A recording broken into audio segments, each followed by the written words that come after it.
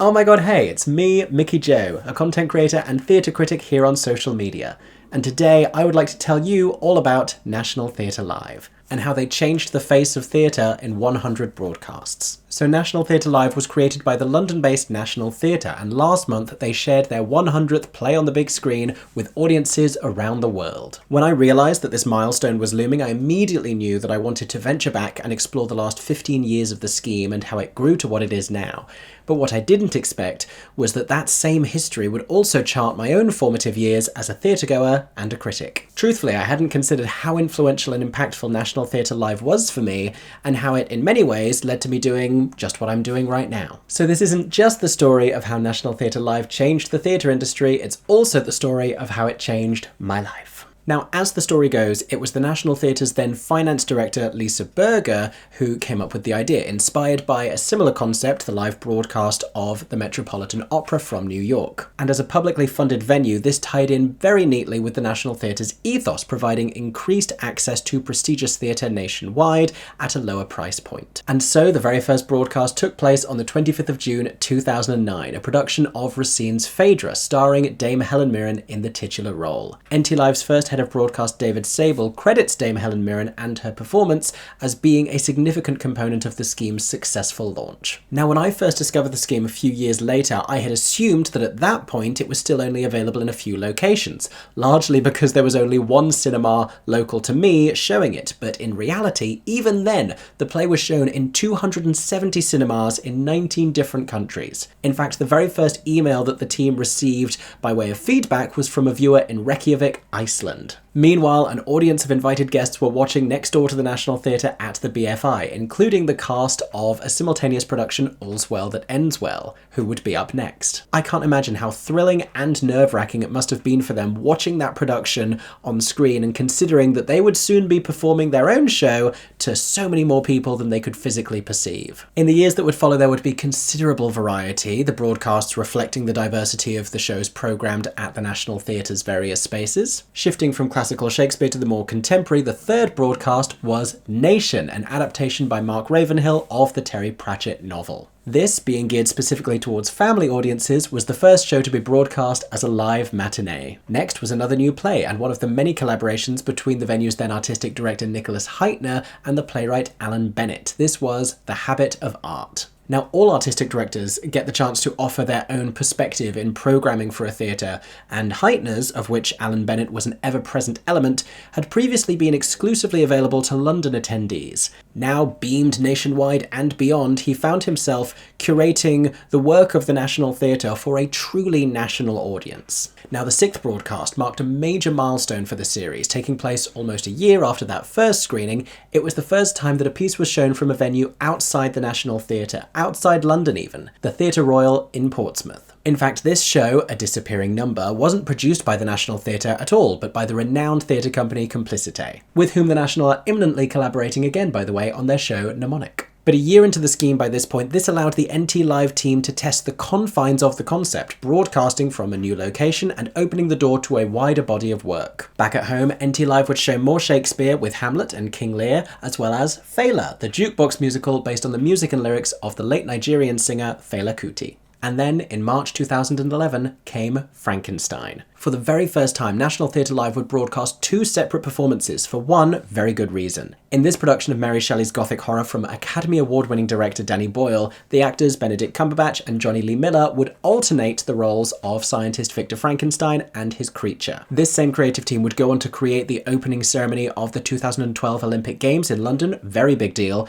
and much of that same visual intensity and mechanism could absolutely be seen in the early moments of this production of Frankenstein, and I can tell you this with certainty because this was the first National Theatre Live broadcast I ever saw, and I saw Benedict as the creature and Johnny as Victor. Now, I had sought this out specifically because at that point, as luck would have it, I had just started collaborating with two sixth form friends on an original musical adaptation of Frankenstein that would later be performed as our school musical, ousting the planned Sweeney Todd, for which I now feel slightly embarrassed. But But this theatricalization of the text would prove hugely valuable for us and was often on our minds as we pieced together songs and scenes between A-levels. It was a key piece of research that, short of a train ticket to London, was only available to us because of the broadcast. But after seeing this, I was hooked, and with perfect timing, because National Theatre Live was already on a roll. In almost complete tonal opposites came Anton Chekhov's The Cherry Orchard, starring Zoe Wanamaker, and Richard Bean's Man Two Guvnors. This was a smash hit comedy play that updated the antics of classic commedia dell'arte to 1960s Brighton, and starred James Corden as Francis Henschel, an out-of-work skiffle player who inadvertently finds himself in the employment of two men simultaneously. One man, two governors. The show would go on to transfer to the Adelphi and then to the Theatre Royal Haymarket in the West End, where I went to see it, having seen the broadcast. It would also tour the UK multiple times and head stateside for a Broadway run at the Music Box Theatre in New York. Now, years before The Bear became a huge TV hit, The Kitchen followed the high-paced workplace environment of a professional London kitchen, with the actors in the show having trained in knife skills under the renowned chef Jeremy Lee. And it's just as well they did, because if you thought the precision of their performance would be scrutinised from the front stalls, imagine watching it in glorious high definition on an enormous cinema screen. Suddenly, the need for accuracy and verisimilitude in these productions became even more pressing. Next, Mr. Heitner directed John Hodges' Collaborators in the Dorfman space at the National Theatre, starring Alex Jennings as a playwright living in Stalinist Moscow and Simon Russell Beale as Stalin. He also helmed Nicholas Wright's Travelling Light in the Littleton Theatre. There are 3 different theatrical spaces within the National Theatre, while Dominic Cook directed NT Live's next Shakespeare, The Comedy of Errors. Now, if these were some of the most prominent directors of that time, the next was a creative on the rise, a wunderkind of London theatre by the name of Jamie Lloyd. Fast forward to today, and he is accepting the Olivier Award for Best Director for his bold cinematic take on Sunset Boulevard. But back in March 2012, NT Live was showing his production of the 18th century comedy She Stoops to Conquer. Now, another noteworthy broadcast was the 18th, The Curious Incident of the Dog in the Night Time. This offered audiences the chance to witness Simon Stevens' adaptation of the Mark Haddon novel before it would go on to play multiple West End venues, tour the UK, and again, transfer to Broadway. It starred Luke Treadaway as Christopher Boone, who won an Olivier Award for his performance and shared his dressing room with the real-life rat who played Toby. Now, what's interesting about this one, other than the dawn of a huge production for the National Theatre, is that the show, as it was broadcast, was performed in the round, with audiences sat around multiple sides of the stage. But subsequently, when it transferred to the West End's Apollo Theatre, it would be restaged for a more traditional proscenium staging, which is how the majority of its audiences will now have seen it. Meanwhile, more than a decade later, Luke Treadaway is back in the West End, starring as the MC in Cabaret at the Kit Kat Club, albeit sharing his dressing room with fewer rats. I mean, I can only assume. Next came another new play, The Last of the Housemans, written by Simon Beresford and featuring the stage debut of a young graduate actor named Taron Egerton. He's best known now, of course, for appearing in films such as Kingsman and Rocketman, but prior to all of that, he was a budding thespian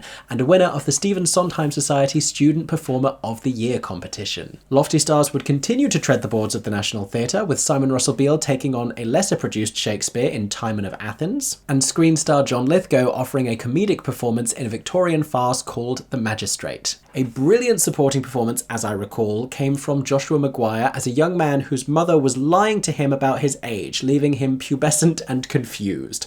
But more on him later. After that was another Nicholas Heitner and Alan Bennett collaboration, People, notably also a reunion with the History Boys and The Habit of Art star Francis Delatour. And then, in May of 2013, This House. Now, this was written by James Graham, who has just this month won the Olivier Award for his celebrated new play, Dear England. And when I said of Dear England that James Graham had a knack for theatricalizing intriguing historical subject matter, it was the play This House that I was comparing that to, as he utilised a 1970s parliamentary deadlock to summarise the frustrations of British politics. By the time the 24th broadcast had taken place, National Theatre Live had grown considerably. Not only were the showings now available in multiple cinemas near me, including the since demolished Odeon Cinema, RIP, which is where I would see this one, but the crew would also find themselves moving to another new location. This was The Audience in June 2013, the first West End show to be broadcast as part of the scheme, and a reunion with its first star, Dame Helen Mirren, this time playing Queen Elizabeth II in a series of factually imagined conversations with several decades of prime ministers. I can vividly remember her heartfelt exchanges with Richard McCabe's Harold Wilson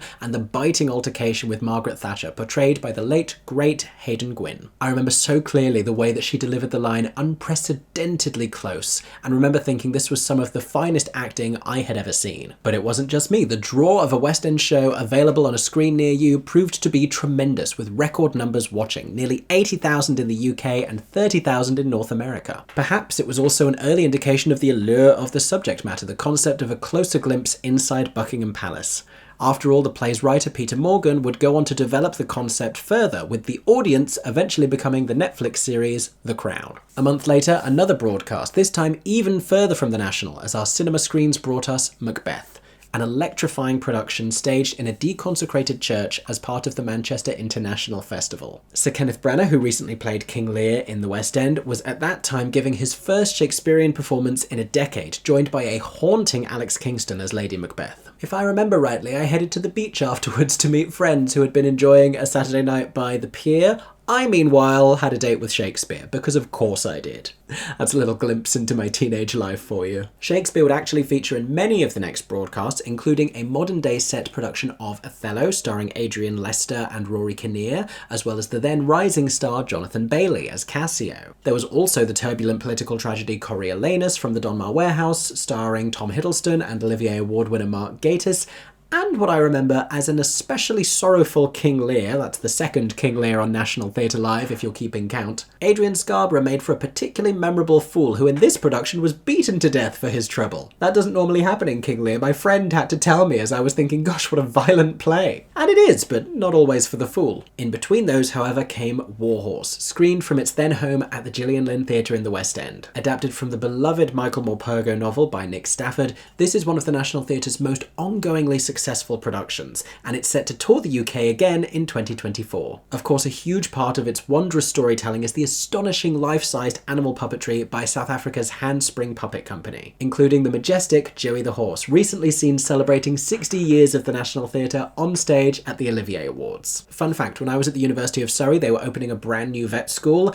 and the opening was visited by Queen Elizabeth II and Joey from Warhorse, and I will let you decide who I was more excited about. For what it's worth, I also have an enormous amount of love for the goose. Following that, Alan Ayckbourn's A Small Family Business returned to the National Theatre 27 years after it first debuted at the venue, when it won the Evening Standard Award for Best New Play. If you're wondering, the insights that programming like this provided in terms of theatrical history is one of the many ways in which I learned a lot about theatre that had come before I was born, another brilliant aspect of NT Live. Because they also weren't just broadcasting the performances, there was a pre-show chat element, there was an interval chat element, and you got provided with so much context. It's no wonder I ended up talking about theatre for hours on end here in front of a camera. Now, I don't know if it represented any significant milestone for National Theatre Live, but I absolutely have to tell you about Skylight, because this was not only one of my favourite theatrical broadcasts, but also one of the most astonishing pieces of theatre I've ever seen. This is a David Hare play in a revival which was directed by Stephen Daldry.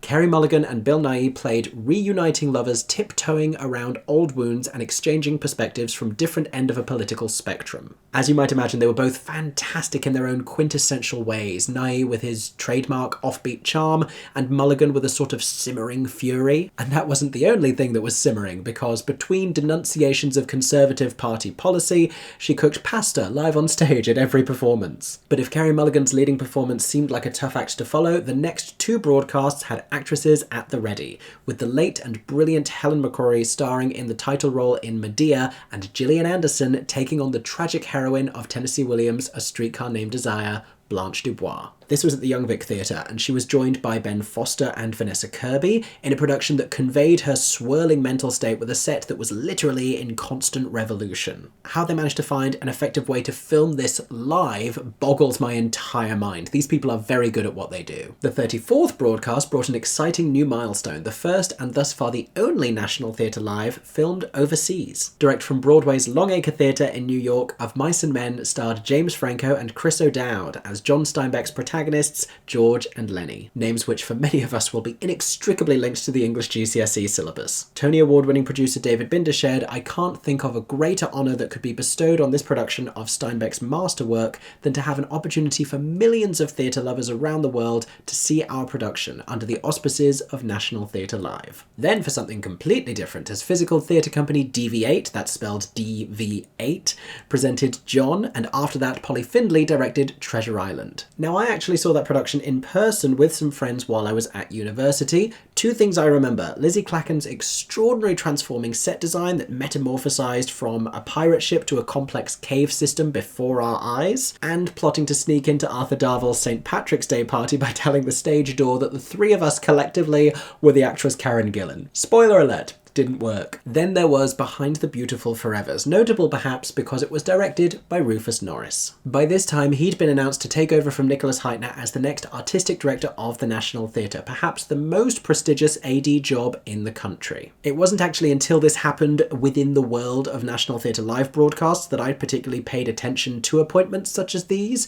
and the movements of creatives between different organisations. So as well as a discerning theatregoer, I guess NT Live was also training me to become a pundit. But for me, the most powerful production of 2015 was Ivo Van Hove's A View from the Bridge. Starring Mark Strong and Nicola Walker, this Arthur Miller revival at the Young Vic was performed with almost animalistic intensity, and without demonstrable directorial flair, it had me gripped for what I believe was a notably long amount of time without an interval. It was then I learned that truly great direction is much more than just what you can see of it. As the year continued, there was The Hard Problem, a new Tom Stoppard play which asked scientific and philosophical questions in tandem. I can still hear Olivia Vinall, who I'd first seen in NT Live's Othello years before, saying the title of the play. Ralph Fiennes starred in Man and Superman, the experimental epic by George Bernard Shaw, in which a car was driven on stage. Back to the Future the musical Eat Your Heart Out. And the following month, Rufus Norris directed his first production in post as artistic director, Everyman, starring Chiwetel Ejiofor. The 42nd broadcast was The Beau's Stratagem, and I again saw this in person because by that point I had learned that Samuel Barnett and Jeffrey Straitfield being in the cast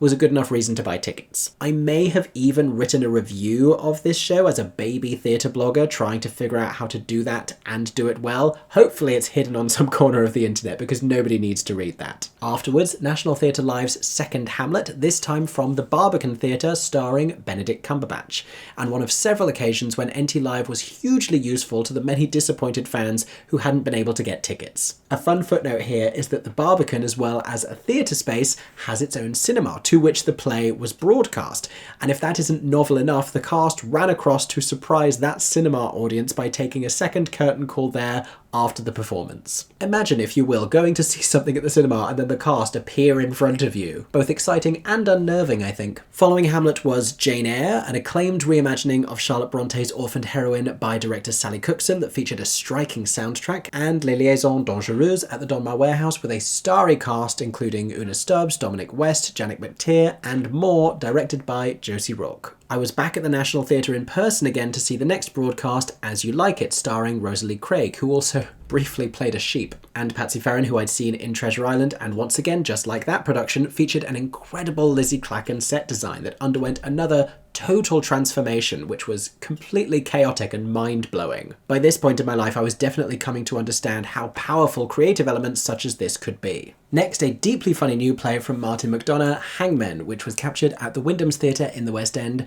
and starred David Morrissey and Andy Nyman, as well as a young Johnny Flynn, seen more recently in The Motive and the Queue. Afterwards, Terence Rattigan's The Deep Blue Sea, with Helen McCrory returning to the National Theatre stage to play one of the greatest female roles in contemporary drama. A few weeks after celebrating my 21st birthday, I headed back to the cinema for the broadcast of The Threepenny Opera, a piece I knew very little about, beyond it being a collaboration between Bertolt Brecht and Kurt Weill. I was absolutely unprepared for such a rich revival in every creative aspect, and as cabaret star Le Gâteau Chocolat began to sing Mac the Knife, I found myself learning about the value of unexpectedly brilliant casting. Another broadcast from the West End would capture the iconic pairing of Sir Ian McKellen and Patrick Stewart, in No Man's Land by Harold Pinter, while back at the National, an equally iconic pair of characters were growing tense as musical contemporaries in Peter Shaffer's Amadeus. Chloe Lamford's costume design, particularly for Mozart, was just gorgeous. I'm pretty sure I desperately wanted his shoes. This story about feuding men would be followed by strong female performances, with Josie Rourke directing Gemma Arterton in St. Joan at the Donmar Warehouse, and Eva Van Hove directing Ruth Wilson in a new version of Ibsen's Hedda Gabler by Patrick Marber. And if you thought a production of Twelfth Night would buck this trend, you would be mistaken, as Tamsin Greig was cast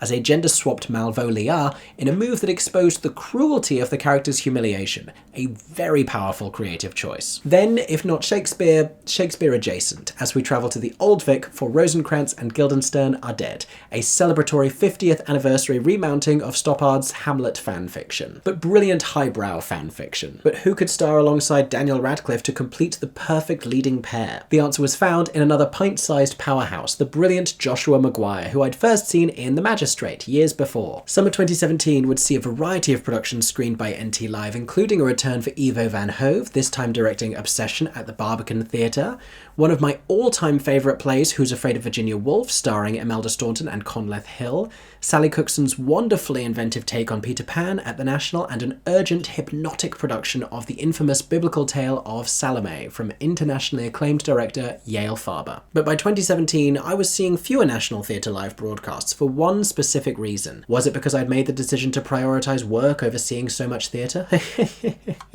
Don't be ridiculous. In fact, I'd arrived at the point in my theatre-going journey where I was lucky enough to be able to see many of these shows in person, and I was thrilled to get to see both parts of Angels in America at the Littleton Theatre. Now, this was before Matthew Lopez's The Inheritance had arrived in London, and my first experience of seeing a two-part play, each with 3 acts. That's 6 acts of theatre in one day, if anyone's counting. What I remember distinctly about seeing this in the theatre was the energy in the room. That audience was so invigorated and energised after the first act, talking about the compelling theatre we'd just witnessed.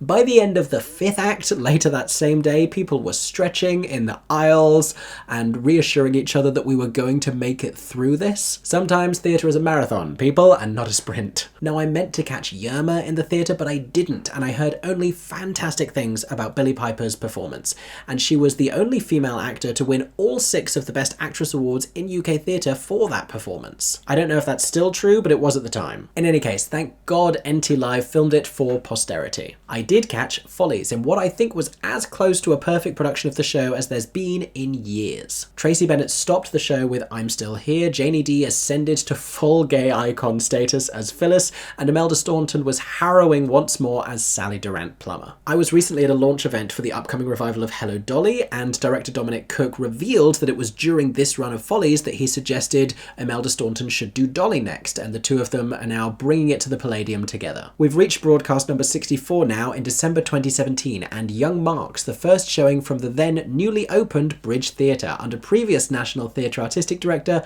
Nicholas Heitner, a venue which you may now know as the home of the immersive, multi-award winning revival of Guys and Dolls. In fact, Guys and Dolls was not the first immersive production at the Bridge, as audiences learned with Julius Caesar starring Ben Whishaw, which was shown in March 2018, but not before Cat and Hot Tin Roof, which was broadcast from the West End. Tennessee Williams' trademark southern sexual tension was delivered by a starry cast including Sienna Miller and Jack O'Connell and Colm Meaney. Then back at the National Theatre, where artistic director Rufus Norris was staging Macbeth, the second Macbeth for NT Live, starring Rory Kinnear, who had not long before starred in Young Marks. Afterwards, a new version of August Strindberg's Miss Julie, simply titled Julie, starring Vanessa Kirby, and then, if you can believe it, NT Live's third King Lear since its inception just under a decade previously. This time, however, Lear was portrayed by one of the nation's most beloved and revered actors, the great titan of Shakespearean performance, Sir Ian McKellen. Now a major motion picture starring Jennifer Saunders, Alleluia was the next play to be broadcast from the Bridge. Offering an eyebrow-raising look at an underfunded National Health Service, this marked another collaboration between the playwright Alan Bennett and director Nicholas Heitner, this time in his new theatre at the Bridge. All the way from Nottingham Playhouse came The Madness of King George III, starring Olivier Award winner Mark Gatiss as King George III, whose work you may know from Hamilton. Then for Christmas 2018, the National Theatre gave us the gift of Ralph Fiennes' Sophie Okonedo and a live snake in Antony and Cleopatra. Simon Russell Beale returned once more to the screens of National Theatre Live after his Timon of Athens and King Lear to play Richard II in a production captured at London's intimate at Almeida Theatre. At the National itself, meanwhile, a new David Hare play, I'm Not Running, followed a woman deciding whether or not to run for Labour Party leadership. Another piece from director Ivo van Hove next with a familiar star, as Gillian Anderson returned to the screens of National Theatre Live alongside Lily James in All About Eve. Now, screens is the operative word here because this production, not unlike the currently running opening night, used onstage cameras to add a voyeuristic quality to a backstage theatrical drama. But they weren't the only screen stars gracing the London stage. Over at the Old Vic, where the next broadcast would take place, Bill Pullman and Sally Field were leading a revival of Arthur Miller's All My Sons, alongside Jenna Louise Coleman and Colin Morgan. Now, each of the next two productions are towering examples of the kind of theatrical work the National Theatre does sublimely well. Dare I say it, better than anyone else in the world. In June 2019, artistic director Rufus Norris brought Small Island to the stage, which was screened as part of National Theatre Live's 10th birthday celebrations. The award-winning book by Andrea Levy, adapted by Helen Edmondson, used a company of 40 actors to tell 3 interwoven stories that charted the tangled history of the post-war Windrush generation. Gosh, this was an utterly inspiring piece of theatre filled to the absolute brim with heartbreaking humanity. Epic being the word of the day, the Lehman trilogy came next, a truly vast undertaking that told audiences the increasingly frenzied story of the Lehman brothers, whose impact on global capitalism became staggeringly apparent as Sam Mendes' masterful staging spiraled out of control. In each iteration, the play has featured a trio of powerhouse actors, first seen here with Simon Russell Beale, Adam Godley, and Ben Miles. Of course, cherished as the broadcasts had become by those watching worldwide, rarely had one particular show been so hotly anticipated as when National Theatre Live screened a live capture of Fleabag. What you have to understand is that at this point, Phoebe Waller-Bridge's shockingly candid solo show had already had huge success as a television series, and by the time she was reprising her performance of the original stage version, she'd become an enormous star. It is little surprise that this would become the most watched NT Live of all time. And then, almost as if spurred on by Phoebe Waller-Bridge's huge success, London theatre seemed to be going from strength to strength, and NT Live were there to document it. The Bridge had created another immersive Shakespeare, turning A Midsummer Night's Dream into a euphoric festival rave, complete with a little bit of Beyoncé. Conveying an immersive experience through screens was presumably the next challenge for the NT Live team, who by this point were seasoned pros in capturing the traditional theatrical atmosphere. You need only watch the recording, however, to see what a great job they did. Lindsay Duncan starred in Hansard, a witty and devastating political play from Simon Woods, while the ever-popular Andrew Scott was at the Old Vic in Noel Coward's Present Laughter, delighting audiences. And then there was Cyrano. Now, in the years since NT Live last broadcast his work, Jamie Lloyd had delved further into the stark, minimalistic style with which he is now largely associated, and James McAvoy, not using any facial prosthetics to play Cyrano de Bergerac, who per the text has an enormous nose, spoke spellbinding poetry into a handheld microphone in dulcet yet masculine tones. Stirring. Stirring is the word. Now, if I take a moment before telling you about the next production, it's because that last one was broadcast in February of 2020, and the world was about to change. In March 2020, when lockdown forced public spaces to close indefinitely, most theatres worldwide were faced with no other option but to say goodbye to their audiences. It didn't take the National Theatre long, however, to find a way to bring theatre to people on a global scale, as a handful of their archived National Theatre Live broadcasts were made available to watch for free weekly on YouTube. Which you may not have known about at the time, but this was a massive deal. There we all were, with no access to theatre, really, and the National Theatre were giving us these prestigious, brilliant, beautiful captures weekly and for free. These 16 productions included some of their biggest early hits like Man Two Guvnors and Frankenstein, It's How I Watched This House and Twelfth Night and Antony and Cleopatra. There was so much. By the end, this at-home series had attained 15 million total views, reaching 9 million households from 173 countries. Virtually, the National Theatre was performing to enough audience members to hypothetically fill their largest auditorium 13,000 times over,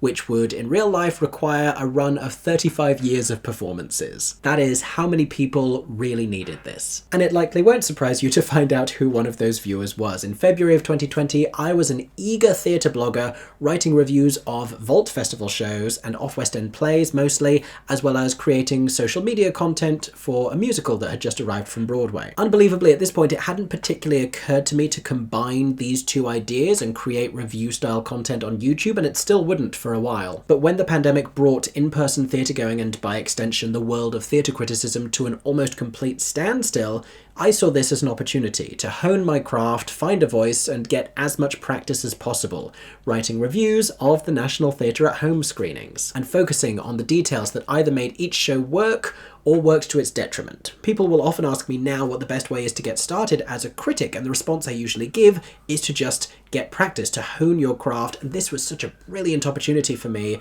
because I had this amazing, crystal clear version of these shows that I could really study and analyse. Finally, on the 27th of January 2022, a little under 2 years since the last broadcast, National Theatre Live was back in cinemas, bringing brand new theatre to a steadily resurfacing world. Planned pre-pandemic and filmed with a new cast upon its return to the Wyndham's Theatre, this was the Olivier and Tony Award-winning Best Play Leopoldstadt. Wasting little time, NT Live headed next to the bridge once more to show The Book of Dust, a story by Philip Pullman set 12 years before the epic and well-loved His Dark Materials trilogy. As the summer of 2022 loomed, even more stars would be seen on National Theatre Live broadcasts, with Kit Harington charging once more onto the breach as Henry V, Ralph Fiennes portraying former Secretary of State of New York Robert Moses in Straight Line Crazy, and Jodie Comer igniting the London stage in the multi-award-winning Prima Facie. The shortening days saw screenings of Much Ado About Nothing in a stylish early 20th century Mediterranean setting, and Jack Absolute Flies Again, a new comedy of manners based on the 18th century play The Rivals, co-created by Richard Bean, who wrote Man Two Guvnors, and Oliver Chris, who had starred in it. Finally, the last broadcast of 2022 was another postponed production directed by the man who provided NT Live's last pre-COVID offering, Jamie Lloyd. This time stripping back Chekhov's The Seagull in a new adaptation by Anya Rice and starring Game of Thrones alumni Emilia Clarke and Indira Varma, Lloyd stationed his actors on plastic chairs in a chipboard walled set as if in a rehearsal space. The result was a laser-sharp focus on the text that, to my mind, very much paid off. Back on the South Bank, meanwhile, Clint Dyer directed Giles Terrera in Othello, but first, Lindsay Turner's production of The Crucible. This would go on to transfer at the Gielgud Theatre, where I saw it, but was broadcast during its run in the National's Olivier Auditorium and gained notoriety on social media for its striking rain curtain. In fact, the first row of the audience were offered ponchos. But as we move towards 2024, the milestones would keep coming. By this time, screening productions from West End theatres would become just as common as from the National's own auditoria. From the Wyndham's Theatre, the award-winning stage adaptation of Life of Pi would be the first NT Live shot in 4K, a glorious high definition worthy of the show's beautiful staging that incorporated stunning puppetry by Finn Caldwell, as well as jaw-dropping video design from Andre Golding, among other creative forces. Elsewhere in the West End, there was Good, starring David Tennant as the German professor John Holder at the Harold Pinter Theatre, and Best of Enemies, which saw Zachary Quinto and David Harewood sparring in a pioneering political commentary programme at the Noel Coward Theatre. Another brilliant play by James Graham. Finally, from the Duke of York's Theatre, this year's Olivier Award winner for Best Revival, Vanya, starring Andrew Scott in a solo interpretation of the iconic Chekhov play. National Theatre Live has also continued to make it easier for theatregoers to see more of the year's award-nominated theatre, with broadcasts of their own lauded productions of Best Play nominees Dear England, which won the award, and The Motive and the Queue. And I would gladly tell you a little more of my thoughts on each of those productions, but you can actually find reviews of those right here on my YouTube channel, making this a great time to suggest that you subscribe to me here on YouTube if you haven't already. But that brings us up to April 2024 and the 100th National Theatre Live broadcast. This unbelievable milestone was celebrated with Nye, running at the National's Olivier Auditorium, directed by current artistic director Rufus Norris, as he approaches the end of his tenure at the venue. Michael Sheen starred as Nye Bevan, the man who transformed Britain's welfare state and created the NHS. And I do think that there's a very charming symmetry in depicting the origins of one hugely valued British asset, the National Health Service, within the walls of another, the National Theatre. Theatre is inherently ephemeral. The evasive nature of that live experience is a big part of its allure, I think. But in the face of such a challenge, how brilliant it is that for 15 years National Theatre Live has captured the work done within those walls and found a way to share it with the world. I cannot wait to see what stories they bring us in the next 100 releases. I will be there, and I hope that you join me from wherever you are. Thank you so much to the National Theatre, thank you for National Theatre Live and the theatregoer that it turned me into, and thank you all for watching today's video. I was so excited to get the chance to talk about this topic. I hope you've enjoyed this little piece of theatre history. But having told you a little bit about my own history with these broadcasts and with the National Theatre, I would love to hear from you all as well. Which of these National Theatre Live broadcasts did you see? Which of these shows did you see in person? And perhaps some of you have an even longer history with the National Theatre than I do. Let me know about it in the comment section down below. I hope that everyone is staying safe and that you have a stagey day. For 10 more seconds, I'm MickeyJoTheatre. Oh my god, hey, thanks for watching, have a stagey day. Subscribe!